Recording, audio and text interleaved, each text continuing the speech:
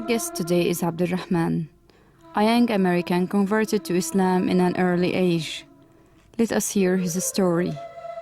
I was born into a Christian family, but we weren't very practicing. We would go to church just a few times a year for Christmas and Easter and the holidays.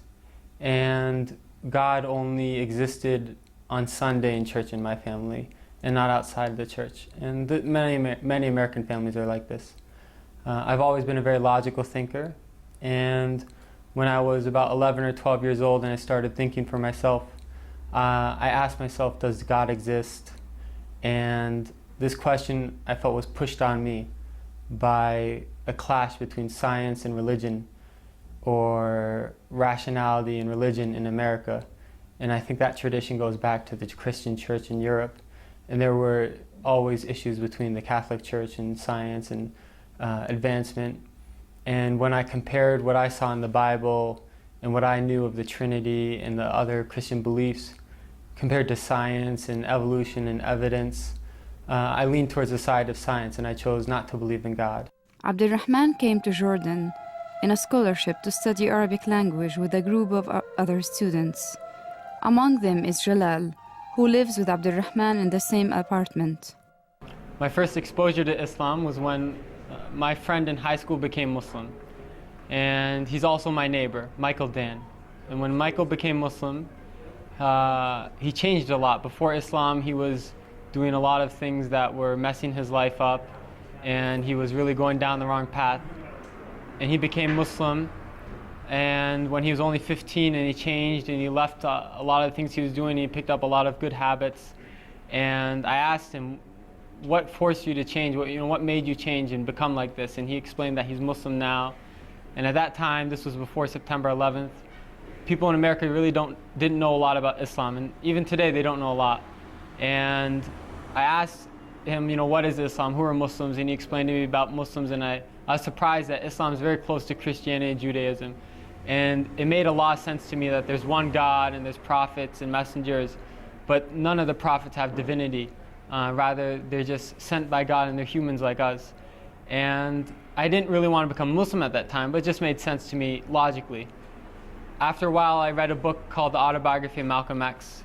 And in that book, I really appreciated the image that Malcolm X presented of Muslims, and I wanted to become Muslim after that, because I saw in Islam a solution to racism and a lot of other problems in America. But I didn't believe in God. However, I read a passage where Malcolm X said, if you take one step towards God, he takes two towards you. So I left eating pork, and I left some of the things that are prohibited in Islam with the intention that God guide me. And I learned more and more about Islam, and I was surprised that the more I asked questions, the more answers I found, and the answers always made sense to me. And I read about the miracles of the Quran, scientific miracles of the Quran. And they're many. I got to know Abdulrahman through a program funded by the State Department called the Critical Language Scholarship, in which we spent 2 months studying in an Arabic country, and it happens to be Amman, Jordan this year. And so this is where I got to know Abdulrahman first. I actually first met him at an orientation that we had in Washington, D.C. Several things that I think are very special about Abdulrahman was that, number one, he converted to Islam, but he converted with a knowledge of Islam. He's not a convert that doesn't know anything about Islam. He's one that's serious about studying Arabic. He recites the Quran on a regular basis. I always see him reciting the Quran before class. Usually in his free time, he'll be reciting the Quran. He does it very serious about how he pronounces the words, how he speaks, how he engages with everyone else. One thing I did also notice is that a lot of students are very interested about learning about Islam. They're interested to know, and then to know about Islam, and Abdulrahman is able to engage in a lot of dialogue.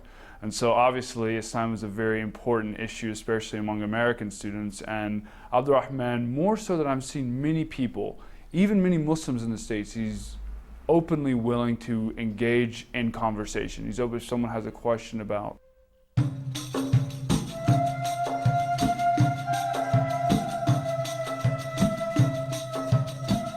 We are now with Abdulrahman in Aker Center, where he takes intensive courses in Arabic language.